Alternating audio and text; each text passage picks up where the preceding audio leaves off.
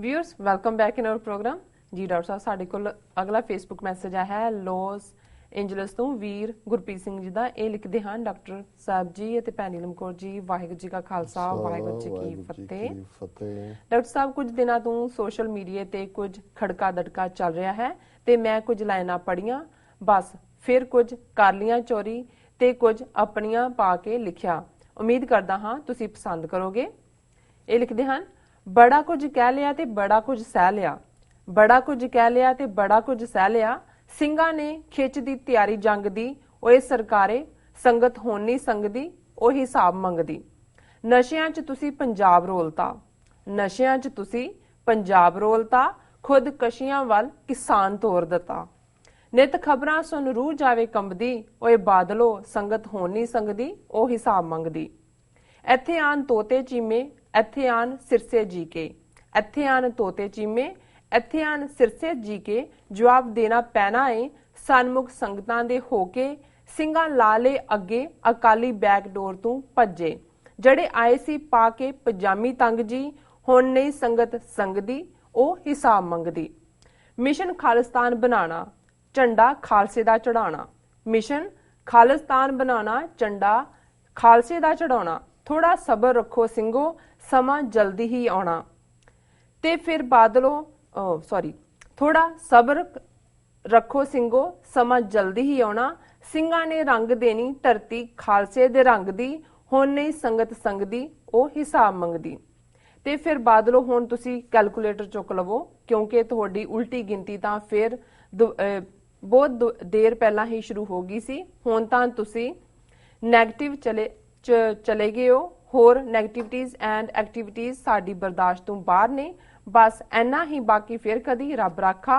खालिस्तान जिंदाबाद जी। डॉक्टर साहब जिंदाबाद जिंदाबाद। वीर गुरप्रीत सिंह जी का बहुत बहुत शुक्रिया। उन्होंने वाकई खड़के दड़के वाली नज़म लिखी है जी। वो कहते हैं कुछ इधरों कुछ उधरों, पर कविता बनाती जोड़ जाड़ के, जोड़ा है वो एक चंगा काम करता है। नाल ही उन्होंने झंडा भी चढ़ाता, धरती भी केसरी करती। गल तो अल्टीमेटली ये है जी। और बाकी तंग पजामियां ਹੁਣ ਤਾਂ ਇਹ ਸੂਟਾਂ ਵਾਲੇ ਅਕਾਲੀ ਵੀ ਆ ਗਏ, ਪਰ ਤੰਗ ਪਜਾਮੀ ਦੇ ਨਾਲ ਸ਼ਾਇਦ ਉਹ ਜਿਹੜਾ ਉਹ ਦੌੜਨਾ ਸੌਖਾ ਹੁੰਦਾ ਹੋਣਾ, ਪਾਉਣੀ ਬੜੀ ਔਖੀ ਹੁੰਦੀ ਤੰਗ ਪਜਾਮੀ। ਐਨ ਉਹ ਜਿਵੇਂ ਚੂੜੀਆਂ ਕੱਸ ਕੱਸ ਕੇ ਹੀ ਬੰਦਾ ਪਹਿਲਾਂ ਕਈ ਵਾਰੀ ਅੱਡੀ 'ਚ ਫਸਿਆ ਹੁੰਦਾ ਜੇ ਮਾੜੇ ਦਰਜੀ ਨੇ ਸੀਤਾ ਹੋਏ ਜੀ। ਪਰ ਉਹਨੇ ਜਿਹੜੇ ਨੇ ਤੋਤੇ ਚੀਮੇ, ਮੈਂ ਤਾਂ ਕਿਹਾ ਕੋਈ ਤੋਤੇ ਬਟੇਰੇ ਕਹਿਣਗੇ, ਉਹ ਵਾਕਈ ਤੋਤੇ ਬਟੇਰੇ ਬਣ ਗਏ। ਮੈਂ ਕਿਸੇ ਨੂੰ ਜੋਕ ਕਰ ਰਿਹਾ ਸੀ, ਮੈਂ ਕਿਹਾ ਜੀ ਇੱਕ ਬਾਹਰ ਮਦਾਰੀ 'ਚ ਬੈਠੇ ਹੁੰਦੇ ਸੀ, ਕਈ ਵਾਰੀ ਮਦਾਰੀ ਤਾਂ ਨਹੀਂ ਸੀ, ਉਹ ਹੋਰ ਹੀ ਸੀ, ਪਿੰਜਰਾ ਰੱਖ ਕੇ किस्मत के कार्ड रखे होंगे सी, तो एक तोते फिर पिंजरे चो कढ़दा सी, जाके तोता चुमक चुमक के वो एक खिंच के लिया सी, फिर उन्होंने पढ़ता सी कि विदेश जाना होगा फलाना होगा, तो फिर तोते के उत्तों ही उन्होंने भी दिंदा सी, कहंदा 1 रुपया तोते के नाम जी। सो इत्थे विचारे दा गल चली नहीं, पर मैं देख रहा सी भी डेस्परेशन किनू कहंदे ने और मिस इनफॉर्मेशन किनू कहंदे ने जी। अज दी अजीत दे विच खबर लगी हुई है, ਅਕਾਲੀਆਂ ਦੀ ਮੈਰੀਲੈਂਡ ਦੇ ਵਿੱਚ ਕਾਨਫਰੰਸ ਬਹੁਤ ਸਫਲ ਰਹੀ। ਫਿਰ ਇੱਕ ਫੋਟੋ ਵੀ ਲੱਗੀ ਹੋਈ ਹੈ, ਉਹ ਫੋਟੋ ਤੋਂ ਮੈਨੂੰ ਸ਼ੱਕ ਪਿਆ ਵੀ ਇਹ ਤਾਂ ਕਾਨਫਰੰਸ, ਇਹ ਤਾਂ ਘਰ ਹੈ ਕਿਸੇ ਦਾ ਜੀ। ਫਿਰ ਇਹ ਆਇਆ ਕਿ ਜੀ ਭਾਵੇਂ ਤੋਤਾ ਸਿੰਘ ਔਰ ਦੂਜਿਆਂ ਨੂੰ ਦੂਜੀਆਂ ਥਾਵਾਂ ਤੇ ਸਾਹਮਣਾ ਕਰਨਾ ਪਿਆ, ਨਿਊਯਾਰਕ 'ਚ ਕਰਨਾ ਪਿਆ, ਕਈ ਪ੍ਰੋਗਰਾਮ ਕੈਂਸਲ ਕਰਨੇ ਪਏ, ਪਰ ਮੈਰੀਲੈਂਡ ਦਾ ਬਹੁਤ ਸਫਲ ਰਿਹਾ। ਵੈਸੇ ਮੈਰੀਲੈਂਡ ਦਾ ਪ੍ਰੋਗਰਾਮ ਪਹਿਲਾਂ ਇੱਕ ਹੋਟਲ 'ਚ ਰੱਖਿਆ ਹੋਇਆ ਸੀ, पर फिर इस डरों कि इत्थे भी जिहड़े ने वो विरोध वाले ना आ जाण, उत्थों बदल के फलां सिंह जिहड़े अकाली दल दे प्रधान ने उहदे घर च प्रोग्राम रखे। हुण दसो इहनूं कहंदे ने मिस इनफॉर्मेशन। हुण जिहने खबर नहीं पढ़नी उत्ते जो मैनूं वैसे पता भी सी भी की होया उत्थे, लेकिन ये ज़ाहिर है कि वो रिपोर्टर भी बेचारा इन्ना कुछ उहने सच बोलिया कि रखिया होटल च ही सी, ते वो उत्थे उहनूं लगा भी इत्थे भी ना आ जाण, और ये करता ये इन्हां दा सफल प्रोग्राम है।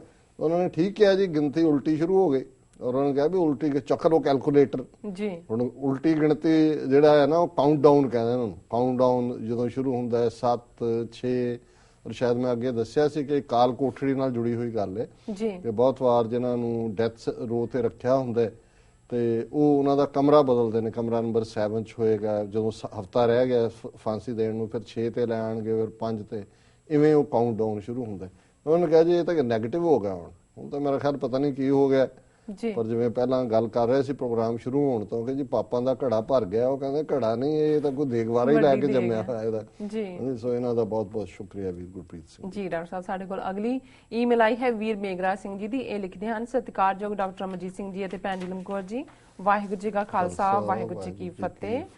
ਡਾਕਟਰ ਸਾਹਿਬ ਜੀ, ਆਪ ਜੀ ਨੂੰ ਪਤਾ ਹੀ ਹੈ ਕਿ ਭਾਰਤ ਸਰਕਾਰ ਨੇ ਯੋਗਾ ਦਾ ਕਾਫੀ ਰੌਲਾ ਪਾਇਆ ਅਤੇ ਬ੍ਰਾਹਮਣਾਂ ਨੇ ਗਾਂ ਮਾਤਾ ਦਾ ਕਾਫੀ ਰੌਲਾ ਪਾਇਆ।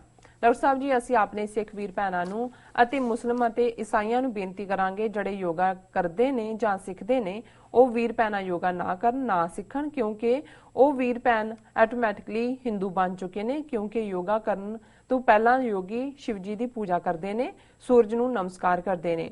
ਡਾਕਟਰ ਸਾਹਿਬ ਜੀ, ਆਪ ਜੀ ਨੂੰ ਪਤਾ ਹੀ ਹੈ ਕਿ ਇਹ ਸਭ ਕੰਮ ਹਿੰਦੂ ਹੀ ਕਰਦੇ ਨੇ, ਇਸ ਕਰਕੇ ਬਾਕੀ ਹੋਰ ਸਿੱਖ ਕੌਮ, ਮੁਸਲਿਮ ਜਾਂ ਈਸਾਈ ਯੋਗਾ ਕਰਨ ਤੋਂ ਗੁਰੇਜ਼ ਕਰਨ। ਦੂਜੇ ਪਾਸੇ ਹਿੰਦੂ ਬ੍ਰਾਹਮਣ ਗਾਂ ਮਾਤਾ ਦਾ ਰਕਸ਼ਕ ਬਣਨ ਦਾ ਦਿਖਾਵਾ ਕਰਕੇ ਆਪਣੀ ਗਾਂ ਮਾਤਾ ਦਾ ਖੂਨ ਪੀ ਕੇ ਆਪ ਹੀ ਭਕਸ਼ਕ ਬਣ ਗਏ ਨੇ। ਡਾਕਟਰ ਸਾਹਿਬ ਜੀ, 5 ਦਿਨ ਪਹਿਲਾਂ ਇੱਕ ਖਬਰ ਇੰਡੀਅਨ ਮੁਸਲਿਮ ਮੀਡੀਆ ਵਿੱਚ ਛਪੀ ਸੀ ਕਿ ਇੰਡੀਆ ਵਿੱਚ 6 ਬਹੁਤ ਵੱਡੀਆਂ ਬੀਫ ਦੀਆਂ ਫੈਕਟਰੀਆਂ ਹਨ, ਜਿਨ੍ਹਾਂ ਵਿੱਚ 4 ਫੈਕਟਰੀਆਂ ਦੇ ਮਾਲਕ ਹਿੰਦੂ ਬ੍ਰਾਹਮਣ ਹੀ ਹਨ। ਦੇਖ ਲਵੋ ਡਾਕਟਰ ਸਾਹਿਬ ਜੀ, ਬ੍ਰਾਹਮਣ ਕਿੰਨਾ ਕਪਟੀ ਅਤੇ ਚਲਾਕ ਹੈ। 15% ਬ੍ਰਾਹਮਣਾਂ ਨੇ 85% ਹਿੰਦੂਆਂ ਦੀ ਗਾਂ ਨੂੰ ਮਾਤਾ ਬਣਾ ਕੇ ਗਾਂ ਦੇ ਮੂਤਰ ਵਿੱਚ ਰੋਲ ਕੇ ਰੱਖ ਦਿੱਤਾ ਅਤੇ ਆਪ ਬ੍ਰਾਹਮਣਾਂ ਨੇ ਗਾਂ ਦਾ ਮਾਸ ਵੇਚ ਕੇ ਪੈਸਾ ਕਮਾ ਰਹੇ ਨੇ। ਬ੍ਰਾਹਮਣ ਦਾ ਖੂੰਖਾਰ ਵਿਗੜਿਆ ਹੋਇਆ ਰੂਪ ਹੀ RSS ਆਤੰਕੀ ਗਰੁੱਪ ਹੈ, ਜੋ ਕਿ 85% ਹਿੰਦੂਆਂ ਦੇ ਲਈ ਇੱਕ ਬਹੁਤ ਵੱਡਾ ਖਤਰਾ ਹੈ। ਹੁਣ ਵੀ ਸਮਾਂ ਹੈ, ਸੰਭਲ ਜਾਓ, ਨਹੀਂ ਤਾਂ ਬ੍ਰਾਹਮਣਾਂ ਨੇ ਤੁਹਾਨੂੰ ਕਦੇ ਵੀ ਗਾਂ ਮੂਤਰ ਤੋਂ ਬਾਹਰ ਆਉਣ ਹੀ ਨਹੀਂ ਦੇਣਾ।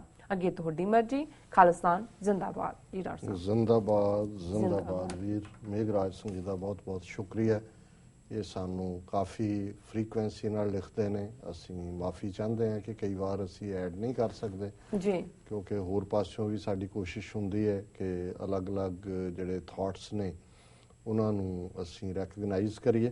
ਸੋ ਉਹਨਾਂ ਦੀ ਲਿਖਤ ਬੜੀ ਸਪਸ਼ਟ ਹੈ, ਕਿਉਂਕਿ ਅੱਜ ਉਹਨਾਂ ਨੇ ਬਿਲਕੁਲ ਸਪਸ਼ਟਤਾ ਦੇ ਨਾਲ ਹੀ ਇਹ ਕਿਹਾ ਕਿ ਵੀ ਕਿਸ ਤਰੀਕੇ ਨਾਲ ਯੋਗਾ ਜਿਹੜਾ ਉਸ ਦਾ ਹਿੱਸਾ ਸੂਰਜ ਨਮਸਕਾਰ, ਜਾਂ ਕਿਉਂਕਿ ਯੋਗੀਆਂ ਦਾ ਗੁਰੂ ਸ਼ਿਵ ਹੈ ਜੀ, ਔਰ ਯੋਗਾ ਦਾ ਪਤੰਜਲੀ ਦਾ ਅਸ਼ਟਾਂਗ ਯੋਗਾ ਸਿੱਧੇ ਤੌਰ ਦੇ ਉੱਤੇ ਹੀ ਜਿਹੜਾ ਹੈ ਇਹ ਅਲਟੀਮੇਟਲੀ ਉਸ ਹਿੰਦੂ ਕਰੰਟ ਦੇ ਨਾਲ ਹੀ ਜੋੜਦਾ।